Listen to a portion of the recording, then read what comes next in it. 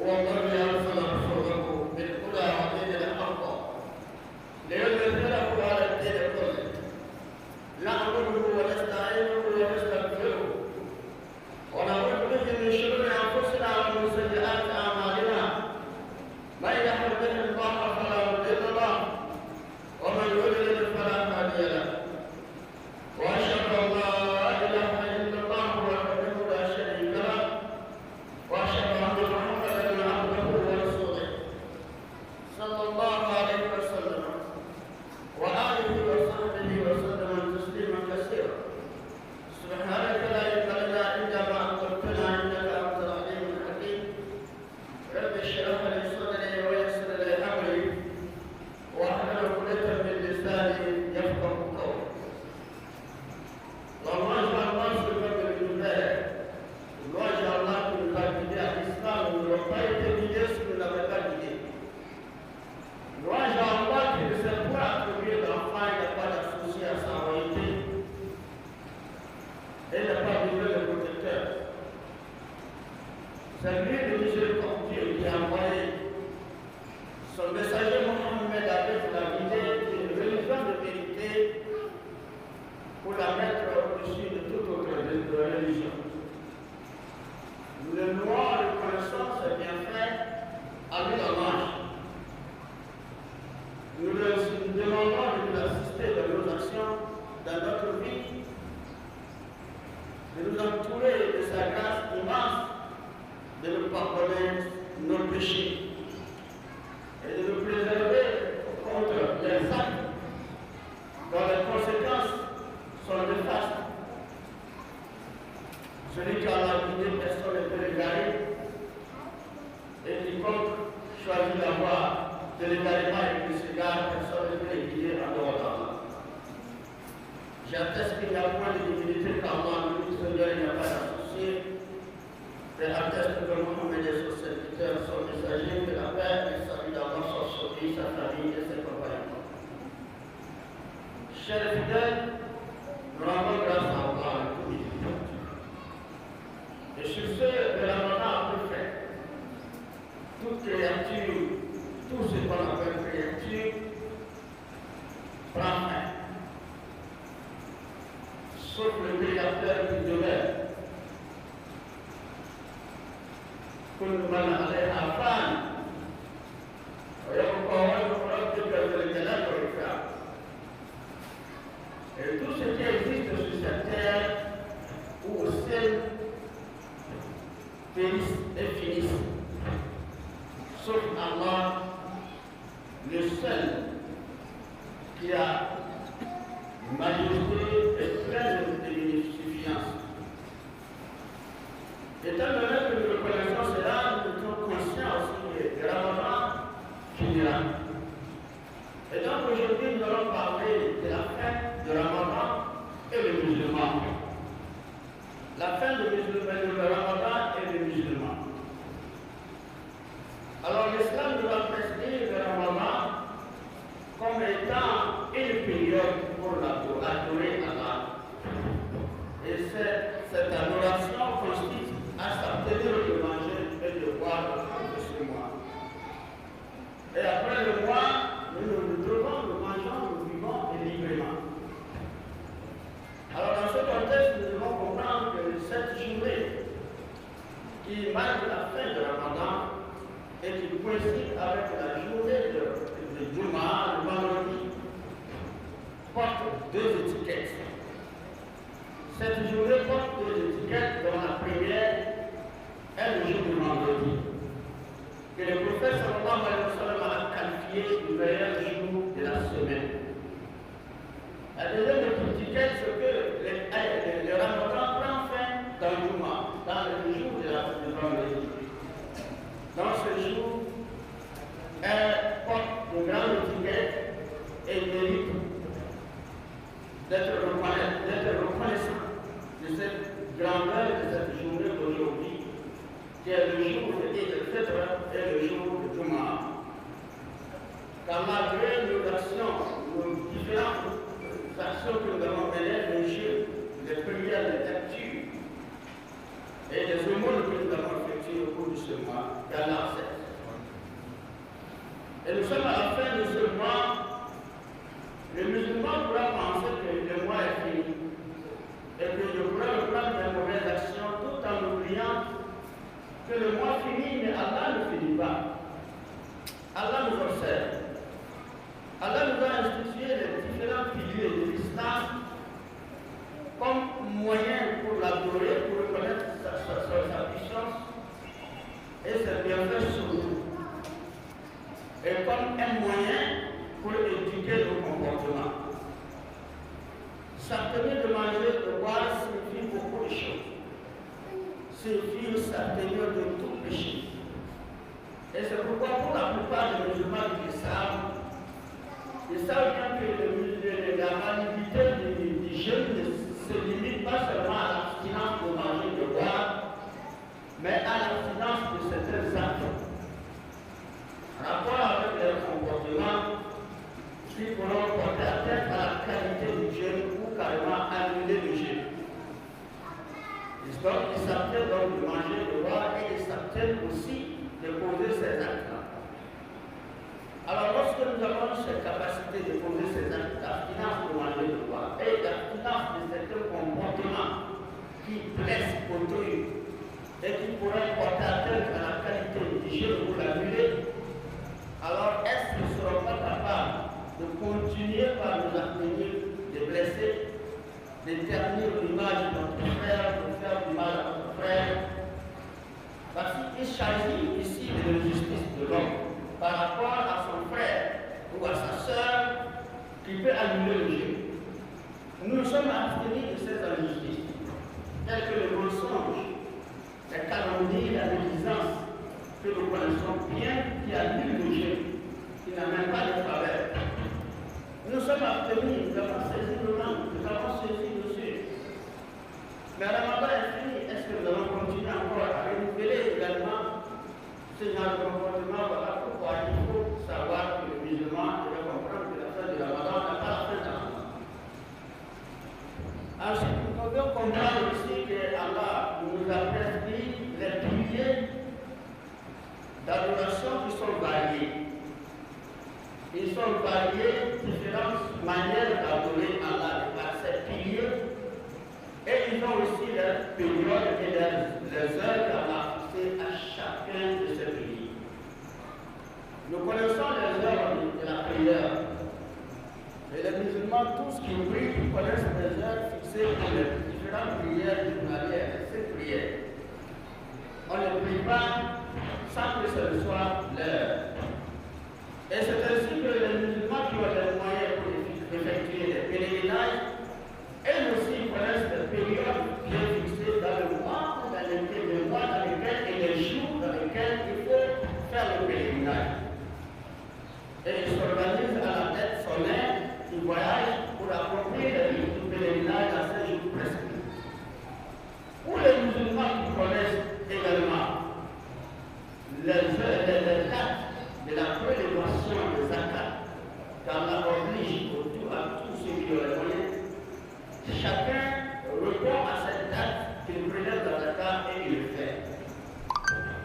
Et nous connaissons aussi que Ramadan, lorsqu'on dit le jeûne pendant 29 ou 30 jours, ne peut avoir lieu que dans Ramadan.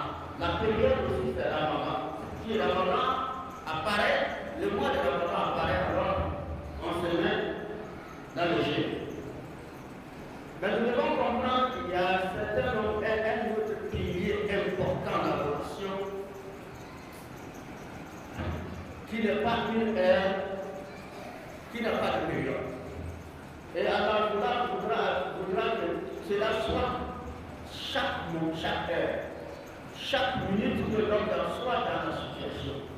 Chaque minute, chaque heure, chaque jour, chaque mois, durant toute sa vie.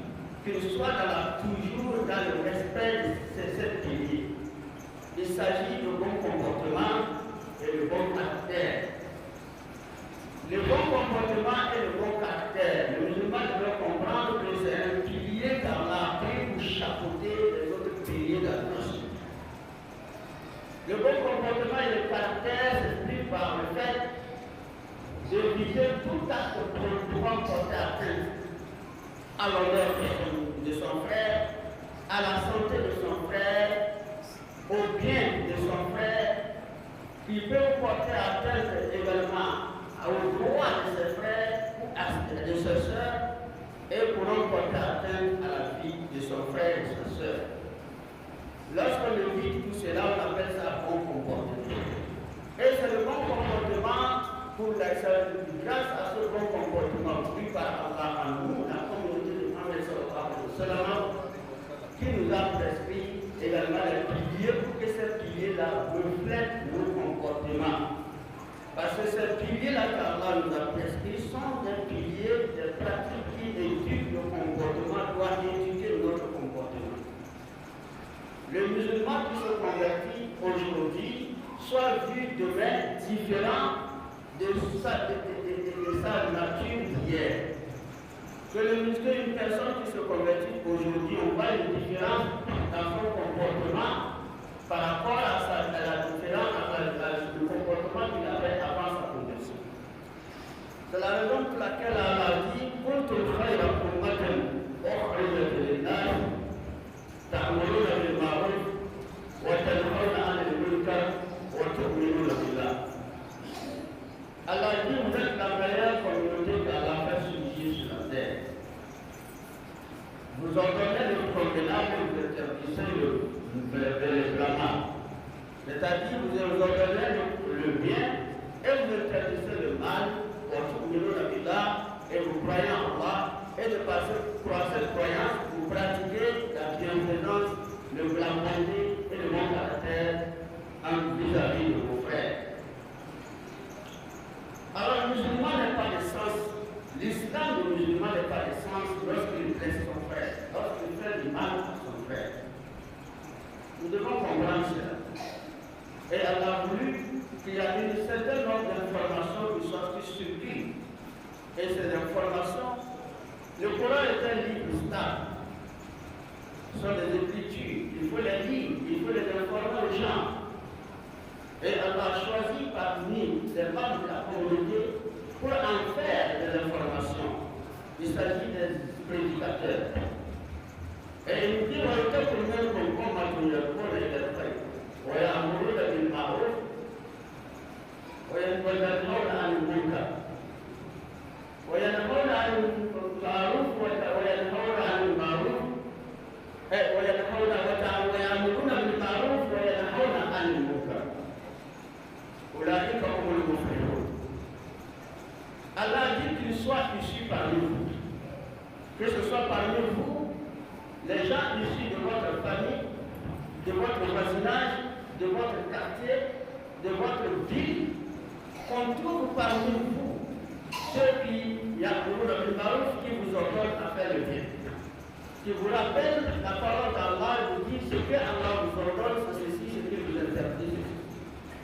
Il faut que ces gens existent. Et qu'il faut pour que vous les écoutiez. Parce que, on l'a dit comme ce sont ceux-là qui réussissent. Et ceux qui les écoutent aussi réussiront. Lorsqu'ils transfèrent, les informations, Allah leur apporte un certain succès. Dans ce moment et dans l'autre. Et tous ceux qui les écoutent, tous ceux qui les écoutent et mettent en pratique, ils ont aussi les mêmes qualificatifs, les mêmes qualités, la réussite ici-bas et dans l'autre. Et la réussite ici-bas dans l'autre, c'est que Allah voudra que nous soyons les meilleurs. C'est pourquoi il a dit tout le frère commun. Vous êtes la meilleure communauté. Parmi toutes les communautés, il existe plusieurs communautés. Il existe une communauté chrétienne, païenne, animiste, etc., juive, beaucoup de communautés existent sur terre. Mais Allah vous a désigné en disant tout le frère commun. Au plus de tous les cas, vous êtes la meilleure communauté qu'Allah fait surgir parmi les hommes. Qu'on voit que dans la communauté, ceux-là qui pratiquent l'islam, qui fréquentent les mosquées, qui jeûnent, soient différents de par leur comportement, soient différents de par leur croyance, de par leur mode d'éducation, de par leur manière de vivre avec les gens. Il faut qu'on trouve cette différence. Et s'il y a une communauté musulmane, et qu'on dit Oumma le Mohammed, et qu'on dit musulman, et qu'on ne trouve pas la différence dans le comportement du musulman, et celui-là qui n'est pas de la communauté, qui n'est pas musulman, on ne trouve pas la différence entre eux, et donc son islam n'est pas d'essence. Et lorsqu'on ne trouve pas la différence entre les deux, son islam n'est pas d'essence. Ce qui veut dire, dans chaque communauté, il y a des principes. Et dans chaque communauté, il y a des manifestations de joie, des manifestations de tristesse. Et lorsqu'on dit dans notre communauté comment on va faire, comment on va la sévérir, comment on va la laver, comment on va prier la tombe, comment on va prier sur lui, c'est différent à ce que se passe avec l'islam, la communauté musulmane. Et c'est ainsi que nos mariages, nos cérémonies de mariage diffèrent. Et c'est ainsi que également la notre manifestation de joie doit être différente. On ne doit pas trouver qu'il y a une ressemblance entre notre manifestation de joie à la manifestation de joie de ceux qui ne sont pas de la communauté. Ça veut dire que comment le musulman doit fêter doit être différent de comment le païen ou le chrétien doit fêter. Parce que l'islam nous a dit par rapport à la journée d'aujourd'hui, c'est une journée de fête. Et lorsqu'on dit fête, ça nécessite un certain nombre de choses pour en faire une belle fête. La première chose, c'est la composition des vêtements. Nous portons de bons vêtements. Allah voudra que nous portons de bons vêtements. La deuxième chose, Allah voudra que nous mangeons le vivant. C'est pourquoi nous avons réuni les conditions depuis les jours passés pour pouvoir manger aujourd'hui et boire parce qu'aujourd'hui il n'y a pas les choses. Et Allah nous dit, إلا كل مسجد ركن واشربوا ولا تسرفوا إنه لا يحب المسرفين. Allah dit portez vos beaux vêtements dans chaque lieu de prière. Dans chaque lieu de prière, portez vos beaux vêtements. N'allez pas tous sales. Soyez propres et de vêtements propres et très jolis. Allah a permis cela. Et c'est légiféré à l'islam. Il ne compte pas et après dans chaque lieu de prière. Après la prière, c'est quoi? C'est la jouissance, c'est la réjouissance. Que ce soit dans nos familles, dans le public. Et Allah doit pour le jeûne. Parce que le jeûne est fini. Manger et vivre, le jeûne est fini. Depuis après-midi, ce n'est pas carré. Où est pour nous rechercher? Voilà tout ce que je manger et vivre, mais n'exagérez pas. Manger et vivre, mais n'exagérez pas. L'exagération, parce qu'il y a des choses qu'on boit, il y a des choses qu'on mange. Qu'est-ce qu'il faut manger? Qu'est-ce qu'il faut boire? Donc le musulman doit savoir quel aliment il faut manger et quelle boisson il faut boire. Mais lorsqu'il exagère, en escaladant le mur, le mur que Allah a mis, barrière entre lui et les aliments illicites, et qu'il escalade le mur, qu'il la consomme, alors il a créé le principe de fête de l'islam. Il n'est plus dans le cadre de la fête islamique, mais il est dans le cadre d'un soutien satanique, qu'Allah nous préserve. Donc il faudra que dans la rue, ou n'importe où, dans nos familles, dans nos maisons, on voit la différence. Quand on rentre chez les musulmans, on dit aujourd'hui c'est la fête des musulmans. Quand on rentre, on sent que vraiment c'est la fête des musulmans. Et c'est dans la rue, on sent que vraiment c'est la fête des musulmans. Mais lorsqu'il n'y a pas cette différence-là entre notre fête, comment nous manifestons notre fête, par rapport à comment ceux-là manifestent leur fête, alors nous n'avons pas compris le sens de la fête de Ramadan. Nous avons posé un acte contradictoire. Allah nous dit de ne pas exagérer, nous exagérons. Qu'Allah nous pardonne. La plupart de nos frères et sœurs, c'est notre comportement, qu'Allah nous pardonne, nous préserve. Qu'Allah nous guide sur le droit chemin. اهدنا الصراط المستقيم صراط الذين انعمت عليهم غير المغضوب عليهم ولا الضالين امين. اقول قولي هذا استغفر الله لي ولكم وسائر المسلمين من كل ذنب واستغفروه انه هو الغفور الرحيم.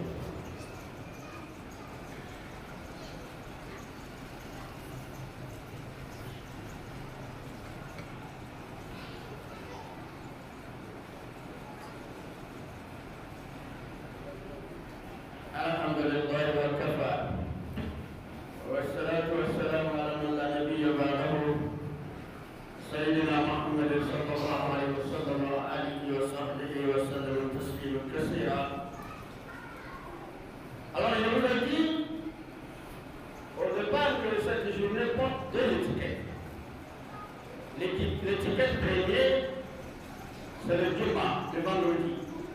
Et donc le prophète sallallahu alayhi wa sallam a dit c'est le meilleur jour de la semaine. La deuxième étiquette de cette journée, c'est que cette journée, le Ramadan prend fin au cours de cette journée. Et c'est au cours de cette journée également que nous faisons les grandes prières à la matinée. Donc une journée de grande importance, qui a du sens. Ce n'est pas une journée qui a seulement de grande importance, mais une journée d'enseignement qui nous enseigne beaucoup de choses. Ce que cette journée nous enseigne, étant donné que l'islam est une religion qui prône la fraternité islamique et la fraternité humaine, il a institué les piliers qui nous rassemblent. Et nous avons vu que les prières quotidiennes nous rassemblent dans les quartiers, dans les petites mosquées. Chacun sort de sa maison pour entrer là. Et on se rassemble. Le jour de vendredi, on quitte les petites mosquées, on se rassemble dans le jour de la prière du Juma. Et après la prière du Juma, qui est un grand rassemblement, il y a aussi un grand rassemblement, plus grand encore, qui est annuel. Et de celle de la prière d'aujourd'hui, qui nous a encore rassemblé plus de grands, les lieux les plus grands et plus vastes. Nous nous sommes retrouvés là-bas. Alors ce qu'il faut retirer comme enseignement de cette journée est comme une journée qu'Allah voudra que nous reconnaissons sa grandeur, sa miséricorde sur nous. Parce que jamais on ne peut pas être des frères et poser des actes différents et de poser des actes en rang dispersé. Allah veut que nous soyons unis si nous aurons la gloire qu'on soit unis. Et dans chaque situation, Allah veut l'unité des musulmans. Qu'on soit unis et donc la division est éteinte. Dans cette journée, prône l'unité des musulmans, le rassemblement, la fraternité des musulmans. Plus encore, la reconnaissance des bienfaits d'Allah. Puisqu'on l'exprime, Allahu Akbar, Allahu Akbar, La ilaha illallah, Allahu Akbar, wa lillahi alhamd. On exprime la grandeur d'Allah, reconnaissant sa grandeur, reconnaissant sa puissance sur sa créature. Et pourquoi pas cette bienfait que nous avons créé en faisant de nous des musulmans issus de cette communauté. Ensuite, c'est une journée qui nous enseigne la consolidation de la fraternité humaine, pas seulement islamique. Ici, c'est la fraternité, nous sommes dans la fraternité islamique. Nous nous sommes retrouvés au matin dans la fraternité islamique. Et alors, il faudra que nous sachions que la fraternité ne doit pas se limiter à nous. Nous devons comprendre que ce que je ne veux pas que le musulman ressent au mal, nous ne devons pas vouloir que le non-musulman ressent un mal. Comment je suis capable d'aider le musulman, il doit aider le non-musulman. Comment je suis capable de rire, de sourire, de saluer mon frère musulman, il doit être capable de saluer celui qui n'est pas musulman. Nous sommes tous issus d'un être arabe. Et seules nos croyances et nos actions nous diffèrent. Et cette différence, Allah voudra que nous le constatons à partir de son adoration, des principes qu'il a prescrits dans on trouve la différence entre les musulmans. Mais en humanité, nous sommes unis. L'honneur est sacré. Que ce soit l'honneur du musulman ou non musulman, c'est sacré. Nulle part dans le Coran ne te dira d'éviter de mentir sur le musulman, mais de mentir sur le non-musulman. Nulle part le Coran ne te dira de ne pas mentir le musulman, mais de mentir le non-musulman. De ne pas calomnier le musulman, mais de calomnier le non-musulman. Nulle part le Coran ne te dira de ne pas blesser le musulman, mais de blesser le non-musulman. Nulle part le Coran ne te dira de ne pas porter atteinte aux droits du musulman et de porter atteinte aux droits du non-musulman, ou de ses biens, ou de sa vie. C'est ça qu'on appelle fraternité humaine dans son ensemble. Et lorsqu'on voit que ce que l'islam prône dans cette fraternité islamique et dans la fraternité humaine, ce qui comprend clairement que le musulman doit être bon dans tous les sens. C'est pourquoi Allah dit Inna alladhina amanu wa amilu salihat ulaika hum khayrul bariyah. Allah dit ceux qui croient et accomplissent de bonnes actions, ce sont ceux-là qui sont les meilleurs de la création. Ce sont eux les meilleurs de la création. Alors si le non-musulman est agresseur, le musulman ne doit pas être agresseur, que ce soit sur le plan physique ou verbal. C'est pourquoi le prophète sallallahu alayhi wa sallam a rendu un certain nombre de choses sacrées et invite aux membres de sa communauté à les préserver. Ces choses sont sacrées dans la vie du musulman, tout comme sacrées dans la vie d'un non-musulman. C'est pourquoi il nous dit votre honneur, votre santé, vos biens, vos droits et la vie, votre vie est sacrée. L'honneur est sacré. Il ne faut pas détruire l'honneur de son frère avec sa langue, que ce soit musulman ou non. L'honneur est sacré. Votre santé est sacrée, ne porte pas atteinte à la santé du musulman, ni porte atteinte à la santé du non-musulman. Et surtout, ne porte pas atteinte à ta santé toi-même, et ne porte pas atteinte à ton honneur. Si on prend l'exemple que le prophète dit, votre honneur est sacré. Honneur, c'est quoi? C'est lorsqu'on voit une personne dans une situation et la considère comme une personne sérieuse. Et à un moment donné, on la voit dans une situation qui la dénigre, qui la dégrade, qui la rabaisse. C'est ça qu'il a rabaissé, c'est-à-dire qu'il a dégradé son honneur et sa dignité. On a vu les musulmans. La plupart des musulmans, vraiment, ils ont fait des efforts en ce qui concerne les jeux et les prières, rattachées aux prières à toutes les actions qui nous sont prescrites dans le Ramadan. Et à la fin du Ramadan maintenant, celui qui danse reggae dans le bar. C'est ça, le prophète a dit, votre honneur est sacré. On trouve ton honneur et ta dignité lorsque tu es dans la situation de spiritualité, de la bonne moralité. Tu es honoré. Moi, je n'ai pas été à la Mecque, moi personnellement. Mais les musulmans m'appellent Madame. Certains musulmans m'appellent Alagi. Vous voyez, c'est comme si Alagi, c'est lui qui doit être propre, c'est lui qui est propre. Est-ce que ça veut dire que je suis propre? Non, je ne suis pas parfait. Mais ce qui veut dire qu'il y a un certain nombre de cas d'honneur et de dignité que je me préserve, qui est un honneur que le prophète dit préserver. Ce qui fait que le non-musulman, même s'il connaît mon nom, il ne m'appelle pas mon nom. La plupart des non-musulmans que nous connaissons en ville m'appellent Alagi. Alagi, comment bonjour Alagi, comment ça va Alagi? Alors, musulman, on voit musulman comme une personne de spiritualité à partir de cette étiquette de Al-Hajj. Ce qui veut dire que si tu n'aimes même pas musulman et que tu te comportes bien, on t'appelle Al-Hajj. C'est ce que ça veut dire. C'est ce que ça veut dire.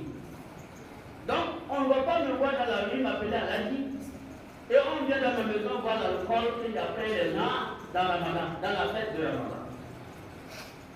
J'ai détruit mon honneur.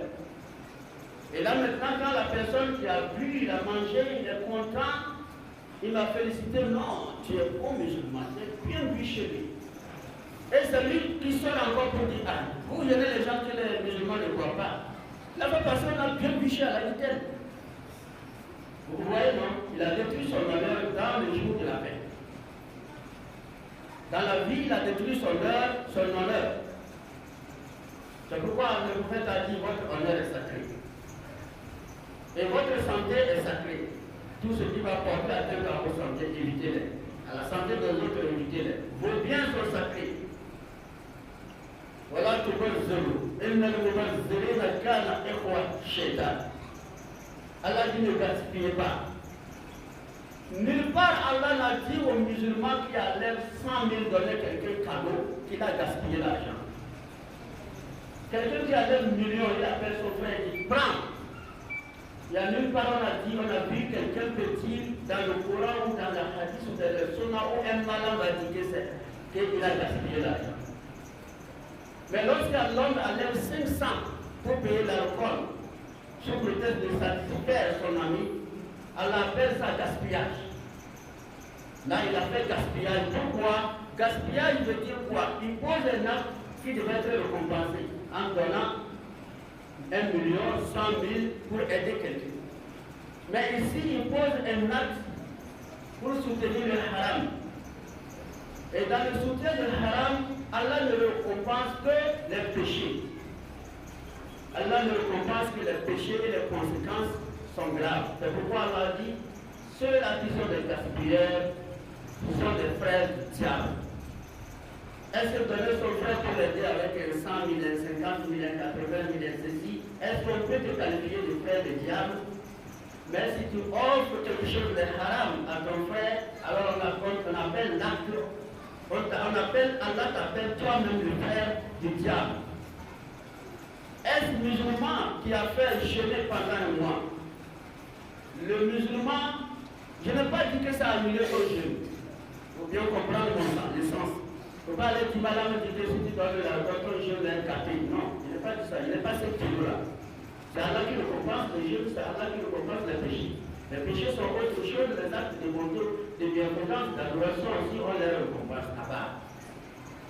D'accord, donc c'est pour dire que ici tu as détruit un peu ton malheur et ton bien qui est sacré, tu l'as détruit et tu es qualifié du frère du diable. Il n'y a rien qui est gratuit. Même dans le haram, on fait les dépenses. Voilà ce que les musulmans doivent comprendre. Voilà pourquoi nous avons choisi de dire aujourd'hui que la fin du Ramadan est le musulman. Le Ramadan est fini. Maintenant, on voit, nous les musulmans, qu'est-ce que nous sommes?